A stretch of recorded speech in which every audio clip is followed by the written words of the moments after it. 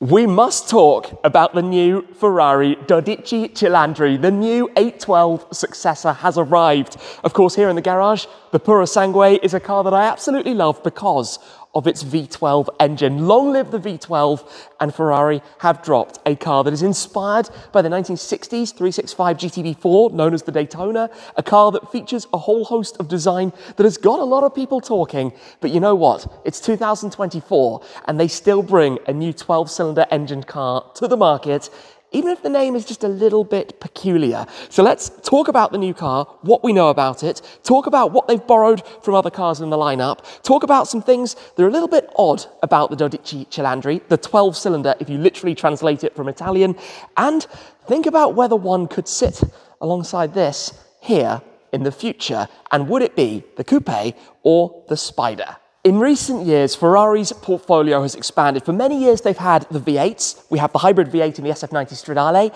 and more recently, the arrival of the V6 as well. The 296 GTS in this case, with a hybrid 3-litre V6. But if you think of Ferrari, you normally think of a 12-cylinder engine. In fact, the first ever Ferrari to depart the gates of Maranello with their own engine had a 12-cylinder power plant. The new car is a tribute to that, something that so many people didn't think could still exist as we go forwards, as this move towards hybridization, towards electrification, but it's here, and today we've got a lot to touch on when it comes to this thing. And of course, as somebody who's often raved about the F12 Berlinetta, about the F12 TDF, about the 812 Superfast, the 812 GTS, and the 812 Competizione, this is something I'm pretty intrigued by. Hi guys, I'm Shmee, hello, and welcome back to the channel. Today, we're talking Ferrari 12 Cilindri. There is a lot to take in with this, the 12 Cilindri, but before we talk too much about the design, and there's a lot of details I want to point out, we need to hear it. In the modern era, the non-hybrid, non-turbo, 12-cylinder engine is being powered by Ferrari, keeping the dreams of petrol heads alive in this new Super GT. Let's take a listen.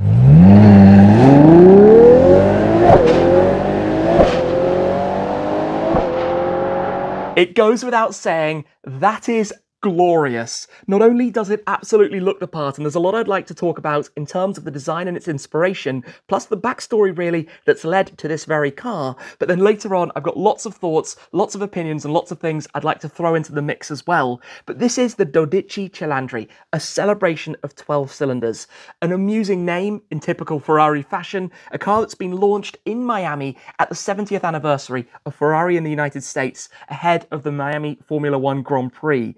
It's a car that's heavily inspired by the 1968 365 GTB4, a car that I drove just shy of a decade ago, a car that was coined with the name Daytona very much by the media. It was never officially called that by Ferrari, but after the 1-2-3 finish at the race of the same name, and of course with its iconic Colombo V12. The V12 story has been huge for Ferrari, and if we wind back 12 years, the 12 Cilindri's story begins with the F12 Berlinetta, and I remember filming that car when it was introduced at the 2012 Geneva Motor Show, when the covers were pulled off to the world of this car boasting massive power and really changing perspectives on the capabilities of a car of this class.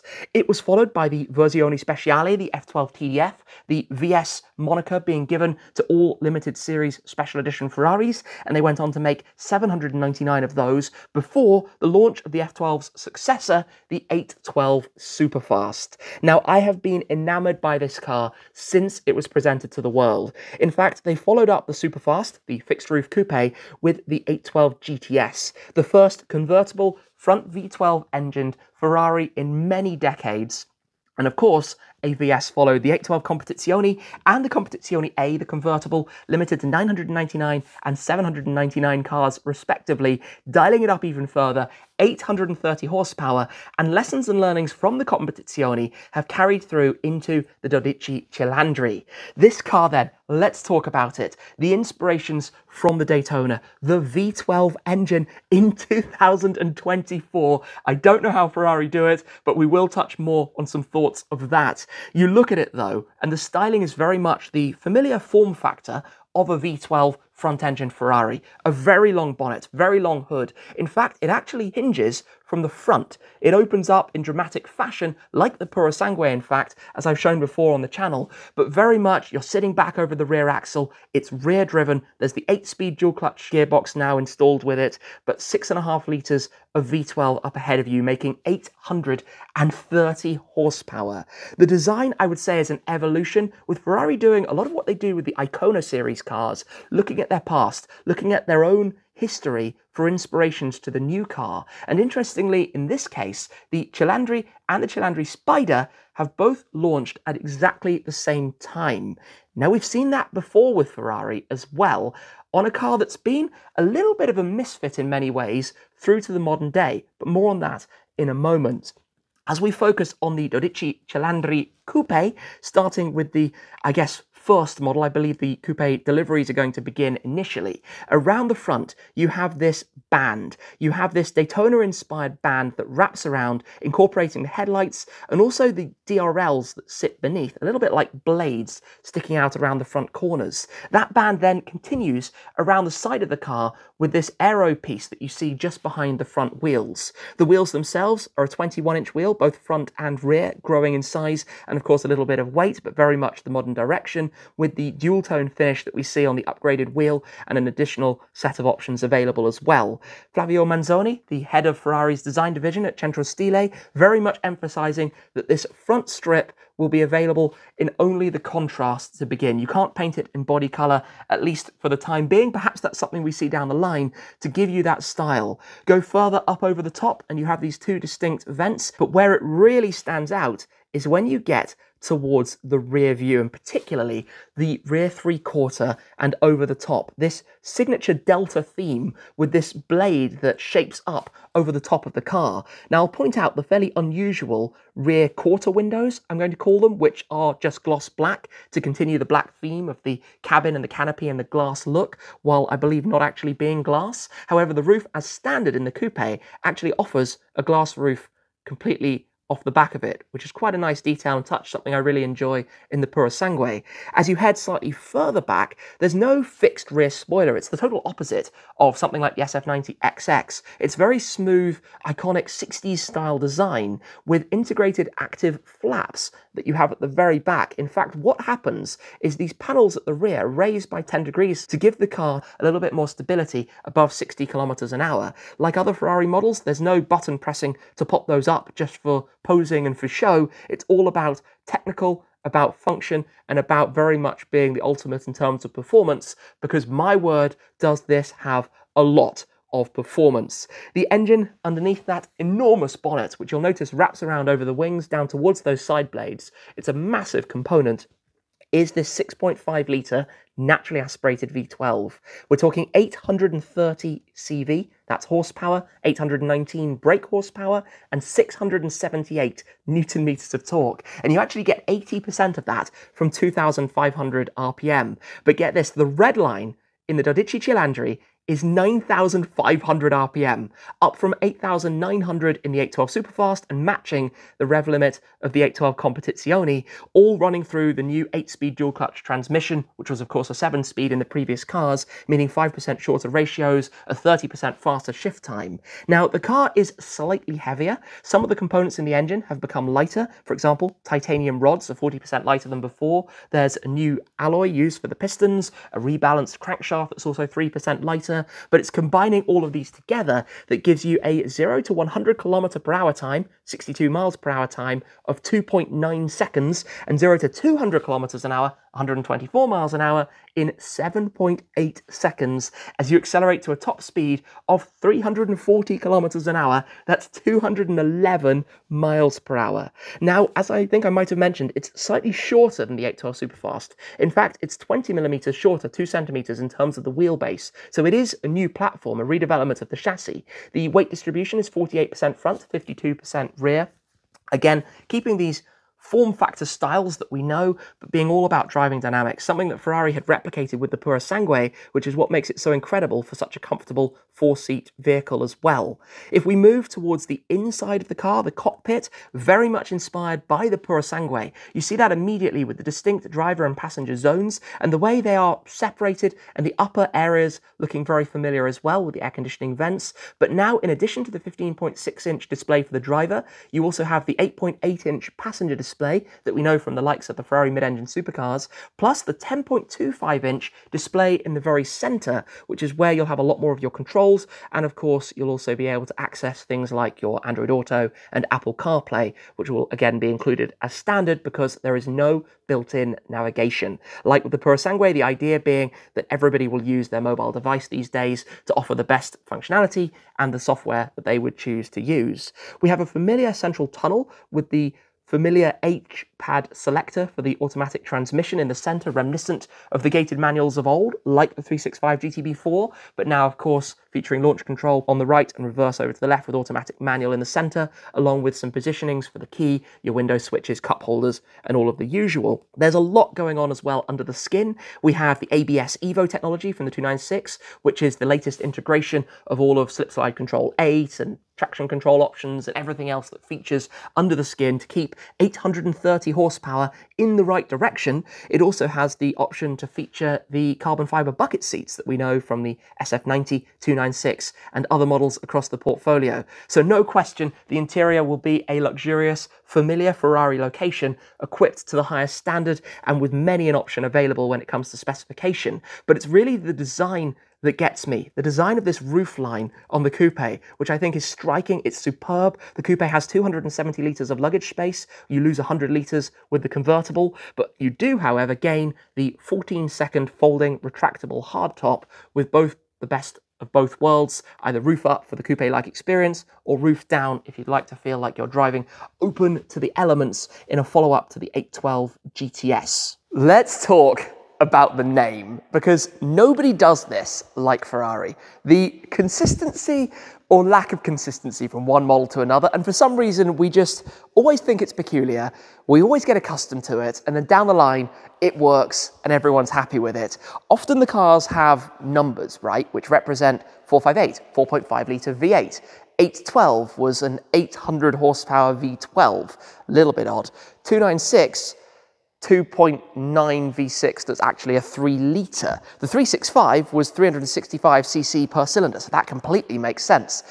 But 12 Cilindri sounds amazing in Italian, sounds a little bit odd in English. So I don't know if we're going to call it the 12, the Cilindri, the 12 Cilindri. We don't normally use full names, like this is shortened to the SF90 instead of saying Stradale, and this you'd always just call the 296. Whether it's a GTB or a GTS.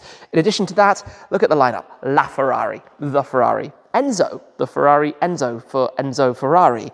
You have a lineup, in fact, even the cars I have, SF90 Stradale with a name, 296 GTS alphanumeric, Purosangue, which is thoroughbred in Italian, a word. Then, what's coming next? Roma Spider, a city. Then SF90 XX, again, another big talking point when the XX name was dropped. Obviously a big change from what it had been before. I think Ferrari always like to throw us off the ball, right? Take a tangent, curveball, make it very confusing. So it remains to be seen, like I said, is it going to be nicknamed the 12C? Is it going to become the 12C, which might have been a car name used by another supercar brand 10 years ago or so? Or is it just going to be the 12? Maybe we just call it 12, because that's kind of cool, but then that literally is just saying 12. That's just saying the word 12. I'm interested in your thoughts. What is this going to become? Because this, to me, has become the Puro. Because you're not always going to say Purosangue. This is the Puro. This is the Puro SF90 and the 296. Roma, you'd always just drop the Spider. I guess the XX is going to become called the XX, because you're not going to say SF90 XX all the time. So that will just be the XX, even though there was a 599 XX, well, FXX, 599 XX, FXXK, and the Evos of each of them. It's a confusing game when it comes to Ferrari names. I have grabbed this key because I'd like to show you a few things. Of course, I expect the new car will use the same keys. This is the valet key with the grey back. You have the yellow back on the main key, and then the name of the car down at the bottom. But Purosangue, let's squeeze around towards the back here. Of course, Ferrari's quad exhaust tailpipes, something I didn't mention before, but the 12 Cilindri continues that. The big things that I think it really incorporates that we've seen on this are the interior. So we open this up quickly by having this separation. So the upper parts with the air conditioning vents with this more angular style, the distinct zones for the passenger and the driver, the same 15.6-inch display that we have here for the driver's dashboard, but moving the passenger display to the center and installing a smaller passenger display like the other cars over there have in their place. The center console tunnel is very similar to this design, very much like this styling. I have a cable because there's no wireless Android Auto. I hope that's introduced in the new car. It's potentially going to be due to this in the future. That remains to be seen. Now, the engine, because it's a Ferrari, we need to talk about the engine. Like the 12, this goes towards the front. Hinges open forwards, 6.5 litre V12, 6.3 was in the FF, the Lasso and the F12, 6.5 like we have in the 812 Superfast Competizione and in the 12 up front. Even in this, mounted behind the front axle. The car has self-locking. I presume it will have that as well in the new one. We'll have to see, because it always locks. You can't actually turn that off. But massive power plant. It's 725 horsepower in here, so a bit of a different engine. But what they've effectively done is taken the Competizione's setup, something that we saw a little bit when they went from the Pista to the F8, and brought it into the mainstream model of the next generation. So nobody can complain when a car has one of these. It's been really interesting to see this car break cover after following all of the spy shots and prototypes, because listen, I've spoken many times about whether I should get an 812 Superfast or an 812 GTS, and it's one of those of kind of, let's say, missing the boat. That's how I referenced it before. At the time I ordered the SF90 Stradale, I did consider also ordering an 812 GTS at the time, but back then, they all depreciated very heavily and I couldn't afford to do both. And I had always wanted my first new Ferrari to be a V8 mid-engined supercar. I grew up with 360s, 430s, and then 458s, right? So for me, that was the era. It was about the 8-cylinder mid-engine supercar. Of course, traditionally, they've always been about 12 cylinders. So fast forward, and there's always that, buying a car that you don't know the full history, you didn't get to spec it from new, and I love that experience. I mean, all three of the Ferraris that are here, I spec from new, as the Roma Spider, as also the SF90 XX Stradale that is inbound. Eventually, of course, I expect this may depart. I haven't made a decision on that. I would love to keep both because I spec this without the Assetto Fiorano, so they are two very different cars, but funds and the bank balance might say otherwise, so we'll decide that one down the line. However, having missed this boat on the 812 GTS, I always suspected that another V12 was coming. This is something that so many people have discussed over the years. Oh, the 812 is going to be the last one. But for many years, I always knew, because we had seen prototypes and heard prototypes of the Purosangue, that that would have a V12. And these prototypes have been running around for 2 or 3 years. So knowing a V12 was coming, it almost became a case of like hanging on and waiting for it, to have the opportunity to spec it from new. And the name of this, 12-cylinder, it's like that F8 Tributo, Ferrari 8-cylinder tribute, right? It's like that almost end of an era. I don't know if there'll be a VS. There hasn't been a Versione Speciale of the F8 because the 296 was effectively, in many ways, the successor as the entry Ferrari supercar. I mean, this thing has over 800 horsepower as well, so this game has gone absolutely crazy. But where we had 458 and a VS, 488 and a VS, F8, maybe we have the same with the F12 platform. F12, F12 TDF, 812, Competizione, and now 12 Cilindri. We're going to have to wait and see what the future has in store. I wouldn't be surprised, this is pure speculation, if this is a kind of shorter build run stopgap while preparing the next generation technology. Of course, Ferrari, like every brand, has to move to that. For the time being, they've said 40% of their production will be non-hybrid, i.e. full petrol combustion engine. 40% of production. That's quite a lot when you consider how many of these are being made. Obviously, the Roma is only the turbocharged V8 for the time being. Purosangue is only the NA V12 for the time being, but obviously there'll be changes. The Roma will be succeeded at some point soon. It's interesting that they've dropped, again, both the coupe and the convertible at the same time. Like I said, with the F8, both of those launched simultaneously alongside one another. Coupes into production first, Spiders followed. So yeah, I think the only question here is whether it's 12 Cilindri or 12 Cilindri Spider. That's the one I'm going to have to work out. For now though, thank you very much for watching, guys. I hope you've enjoyed this quick first look as the covers have been pulled off Ferrari's new Super GT. Technically though, interestingly, not the most powerful V12 engined car out there, because Aston have a new Vanquish with 5 horsepower more right around the corner. That's it for now though. Thanks again for watching, guys. I hope you've enjoyed it, and I will see you again for more, hopefully with this in person in the future. Stay tuned. That's it for now. Cheers.